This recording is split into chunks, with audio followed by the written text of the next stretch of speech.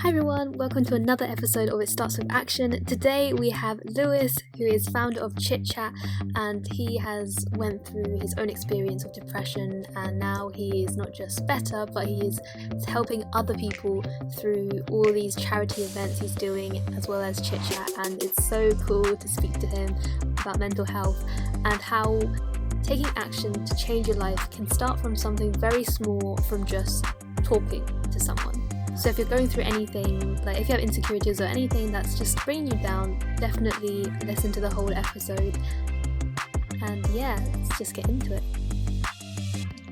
So hi everyone, welcome to another episode of It Starts With Action. Today I have Lewis with me, founder of Chit Chat, and talks about a lot about mental health and his story to inspire other people to go through it. It's really cool that you're like so open about your story, because I know how hard it can be, and like how it took a long time for me to like even say, like tell my family about it and all that, and after that other people listening to it helped them as well. So I'm really interested in your story, and you know, what motivated you to not just get out of like your depression, but also go a step further and help other people through Chit Chat and doing talks and stuff. So yeah, could you talk a bit about your story and share a bit about yourself? Absolutely. Well, thank you very much for having me on the podcast. I think it's amazing what you're doing, sharing, you know, people's stories and the action that they're doing in communities is fantastic. I'm 21. I'm a law student. I am a public speaker. I do a lot in the mental health sphere, as you say. And coming at it from a personal experience, because I think I am someone that's battled with mental health. I had depression when I was 17, just finished my GCSEs and went to do A-levels. And I had a really bad battle with depression. And I think when you come at it from such a personal angle like that, you can resonate with other people's stories, and you can understand what other people have gone through. And that's what drives me every day. There's no other reason apart from I know what it felt like, and I know that it's not easy. So a little bit about me. I'm from the Northwest in the UK, born in the Northwest. Had a good childhood, had a good sort of upbringing with really supportive family, and I went to sixth form. And once I'd got my GCSEs, I was looking forward to having a career, having the 2 years at A-level, and then probably be going on to do a law degree, which is what I ended up doing anyway. And after a couple of months at the sixth form, things just didn't feel right. I had settled in, not so well. My friendship group seemed to have been distancing from me. I had a lot of concerns with my self-confidence and my body image. And that started, you know, depression manifests itself in different ways for different people. So it's very hard to explain all the symptoms that I sort of went through with depression.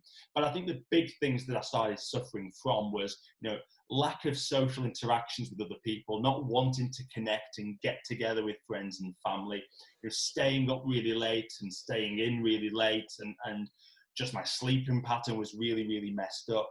I was eating a lot less. I lost a lot of weight, so it started to have sort of physical manifestations on me.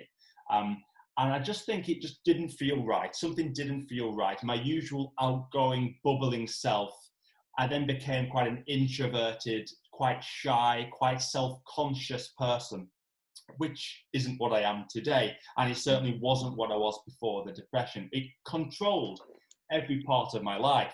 Yeah. And I think if you ask other people who have had mental health issues and talk about it, that it can affect you in so many different ways. Yeah. I remember just getting up in the morning, cleaning my teeth, having a meal, were some of those challenging tasks that I could ever face. Now I do that every day, but then I really struggle to do it. Yeah, I can completely relate. It's like your whole identity just like, it's just so different from your old, like how you used to be, like a completely different person, and you don't know why, and then you go back to your old self, and then you remember like, this is actually me, like I was not that, like, yeah, it's weird, but like you got out of it, which is yay. Yeah, that's the main thing. Thank you. So what do you think was the turning point in like you just like, how did you get out of it, you think? For me, it took me to the brink to actually get out of it. And that's why I do a lot of the work today. And I speak on a lot of platforms with individuals who have lost loved ones due to suicide. And I'm someone that is a lucky one to be here. I'm a lucky one to do the work I do. I'm a lucky one to still be on this planet doing the advocacy that I do, doing my degree, and hopefully help other people who might have been in or are in similar situations to me. So the way I got out of it was getting to the brink of, I took a walk that I took many times before, just in my local village. And I had the intent that day to end my own life. It was quite late at night. I had a really tough day with the depression. It was just eating away at me, and it had been doing for many, many months. And I just felt that to unlock this, to relieve myself from the pressure, I had to end my own life. And it was on this walk, I did it. I climbed over a sort of like a barrier on a big bridge with cars coming, 70, 80 miles an hour below me. And I held onto the railings very, very tight, and torn between jumping and torn between turning round and getting the help and support I needed. I was talked down off that bridge.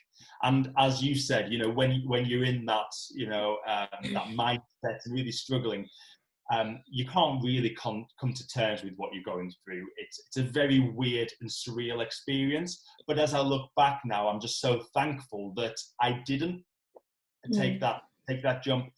And the day after I then got the help I needed, I went to see the doctor. I talked about everything, every small issue that was worrying me. And one of them was college. I just said I wasn't fitting in with college. I just said something doesn't feel right. I don't feel that college is the right time for me at the moment. And that day after, I stopped college completely. And that was a great decision. So I think for me, it was trying to get back in control. It was seeing the doctor. It was talking about all the issues that I've been facing for a couple of months and being nice and open and transparent. And I left that room with every single thing on my mind had been passed on to the doctor. And then a plan was in place. I think talking about it is so important. For me, it was the same. I think I also had to take at least, I think, over 6 months off school because I just couldn't handle it. I think just now, I guess, but also there's just school in general is really stressful, and some people just can't handle it. But then it's sad to see, because of school, some people would even choose to end their life. So what are your thoughts on that, in terms of if someone's feeling that way, really stressed?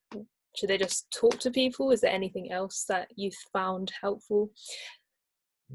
Yeah, I mean, it's a very, very good question. I think what I'd like to clarify is that, the school and the pressures of school and the stresses of school, the college in my instance, were one of many reasons which led to my depression. So it was a big factor. It was a really big factor, but I can't for 1 minute say it was just the school and the pressures there. And that's what I would say, that, if school is the only thing on your mind and you're really struggling, there are many, many options that you can take, many, many avenues that you can pursue to get help and support you need. So, not everyone feels comfortable opening up to a teacher or a member of staff at a school. But I can guarantee most people have that one teacher that they can relate to and can have a little chat to. Start with them. Start with someone you trust. And if it's really no one at school, and I know I've been asked this question a lot, there's no one at school I trust, then ask yourself, is there anyone that you trust? Is it a family member? Is it someone from your sports club or your arts club or your music society? Whatever it is, if there's someone you can trust and have that first conversation with, as well as I do, just having that really informal chat about maybe what's on your mind, some of your worries, can make a whole lot of difference. So I would say adamantly, there are lots and lots of options out there. Not all will work for you, and school is not for everyone. And we've got to admit that and understand that as a society, that our school and education system here in the UK is not fit for every individual. So, the sooner we start having those conversations, the better. But I Yeah. think in answer to your question, talking really does help. But talking to someone you trust and can relate to is even better. Yeah, I think even if you don't have like specifically a big mental health thing, I think even for like insecurities and stuff, like for me, my biggest insecurity was alopecia. So I wear wigs, and it was something that got to me all the time. I never told anyone about it, but I found one friend that I told her only, and because I told her, I became a bit more confident to tell other people than I did, and then just that rolled on to just being super free. It's like just Yeah. coming out, like that feeling of just coming out, even if it's anything like your insecurity, or just putting it out there means like no one else can judge you because you've already put your own insecurity out there. So it just makes you feel so much better, like even if it's not a mental health thing. I think so. Yeah, talking is really important, I think. And the point you make there is, what you battled with, that dilemma that you faced, is very, very different to what I faced, and very, very different to what the next person faced. We all face our challenges, and your challenges are unique, and they affect you differently to the next person. So by you finding that one person to start with that you could open up to and just have a chat about, what was on your mind and why that was struggling, and that allowed you then to open up to more people. And it's very, very similar to me. I have to say, I bottled it up for months and months and months, and I did not tell a soul. Because I just thought, without repeating myself, but, I just thought I was a bit different, and I wasn't fitting into school and college. And I thought that was the reason why people didn't like me, or people looked at me in a certain way. But when I look back, it was the depression that was making me think that way. Why is that person looking at me like that? Or why have I not been invited to X, Y, Z? So yeah, talking, I'm a massive advocate of. Yeah. What was like because you can't like, okay, you set your mind, you have your plan to like get better. Did you face like you get better and then you relapse back down again, or was it all like a smooth journey? What's the hardest challenge during that like kind of getting better stage period? I think what we've got to remember, as I say, everyone's circumstances are very, very different. Yeah. But I think what the key thing is to say that none of it was an easy journey. None of it was an easy journey. I think every step was really, really hard, because when I was suffering at probably the worst point of my depression, is I wasn't getting up every morning. I wasn't cleaning my teeth. I wasn't going out the house. I had long hair. I, didn't really, didn't want to do anything.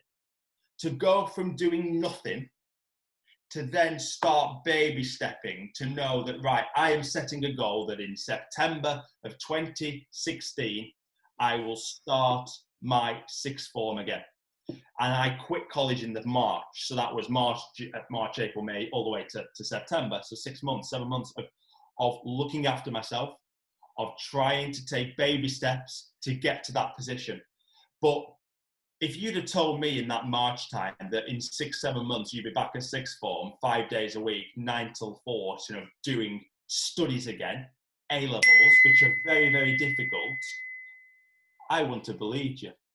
Mm-hmm. And I think the biggest challenge you have to overcome is knowing that you can do it, knowing that it's not a massive jump, it is baby steps to get you there. So I had counselling every week, and every week I got stronger. I set myself goals and challenges every week, and every week I overcame those and set new ones. But as I say, it does look like a very, very big mountain that you have to climb when you're at rock bottom. And I could not have been in a worse position. And I managed to climb up that mountain, get to the top. But then there are bits along the way where you sort of feel like you're being pulled back. So you might have missed a counselling session because I didn't fancy going. That happened. Mm-hmm. I used to get into little routines, get up early. And then one day I just thought, I don't want to get up today. That isn't you completely going back to square one. That's you being faced with a bump in the road that with perseverance and dedication, you'll get over. Did anyone inspire you particularly? Do you have anyone or anything that inspired you to like fight. Like for me, if it wasn't my mom, then I wouldn't, like, because I hated myself so much, I didn't think there was a point in staying. There was no like, and like I had to ask myself, is there anyone in my life that's worth staying here for? And that was my family. But did you have that, or was it like anything that inspired you most to like not give up? I think family. I think family was the big one. You know, good relationships with my family. I'm an only child. I've always lived quite a lonely life. I've Same. always quite. Also a single child. I think we like doing things on our own. You know, doing little Yeah. projects. Something you certainly do, and I do, and that's really cool. Get that. So I've always liked being sort of my own company. But you know, when you're in the iron grip of depression, which I was, my outlook was, well, there are people that rely on me. You know, my mum, my dad, my little cousins, my grandparents. There are people in my life that love me. And I started looking at some of my achievements and some of the things that I've done in football, in academia, with my GCSEs, or with my music, or with other sports, whatever. I had so much to offer to the world. And we all have something to offer, whatever that is. And it's our family that can help us realize that, or it's our close friends that can help us realize that. But I think, in short, there was no one particular that I looked up to apart from my family, and thinking, Lewis, you can beat this. You're better than this. You can overcome this depression and come out the other side. And that's what I did. That's really inspiring. So how about like now you have like Chit Chat? Can you like share a bit about that and how you're doing with it, and if there's anything like, because like also this platform is about dreaming as big as you want, as really like as unrealistic as you want, and encouraging other people to listen and dream big themselves. So like, where do you see Chit Chat in the future, and anything you personally that you want to do to step out of your comfort zone to like get to the next level? So, a bit of context, I do a lot of work in the charity sector. I've been a director of a charity since I was 18. I'm now 21, so 3 and a bit years I've been involved in the charity sector, trying to make my mark on projects. And I've always had the attitude that if you've got an idea, if you've got a project that you think, oh, that would be quite cool, go and do it. Go and do it. Because setting up Chit Chat didn't cost me much, if anything at all. I went to businesses and said, this is my idea, will you support me? I went to the National Lottery and applied for funding and said, will you support me? Your ideas, because they're thought through and you've spent time on them, refining them, they can be realised. And I think that that's what we did with Chit Chat. We obviously were in the midst of a global pandemic. We're in a very, very challenging time. Our day-to-day lives completely changed overnight when lockdown was announced. It's been a really, really difficult time. Let's emphasize the fact that it has been really challenging. So with our concept with Chit Chat, we wanted just to create a safe space for people to come and chat. So we have a phone line from 9 till 9 daily, it's open 7 days a week, where people can call up, people of all ages and backgrounds, and wherever they are in the UK, can give us a call and have a chat with one of our trained volunteers.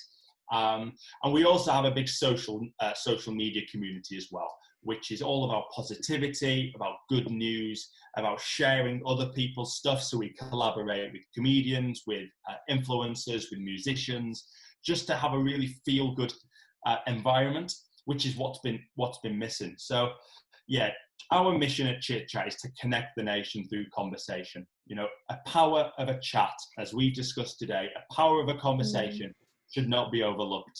And it has so many benefits. Whatever worry is going on in your mind, whatever stress or anxiety, might be university, might be about your job, it might be you've not spoken to anyone in a couple of weeks. Well, Chit Chat's there for people to have a chat, no matter what is going on in your life. We don't judge. There's no stigma. There's no labels. We're just here for a good, proper chat. So our next steps as Chit Chat, we want to grow the service. We want to chat to more people and connect with more people across the UK.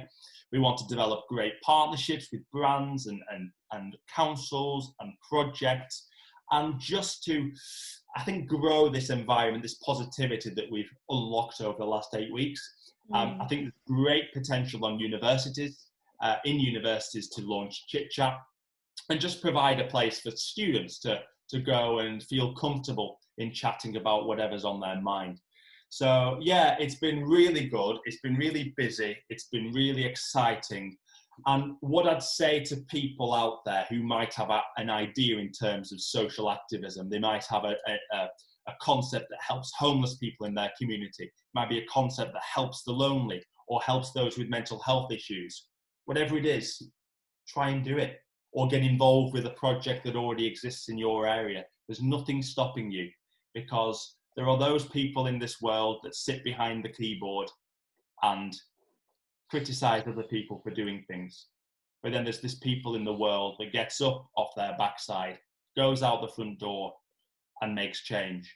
And that's what you've done with the podcast. And that's your first step with many ideas, I'm sure. I have a lot of ideas. That's good. And someone, I remember when you did your post a few weeks ago and you said, I had this idea, I want to do a podcast, and I've gone and done it.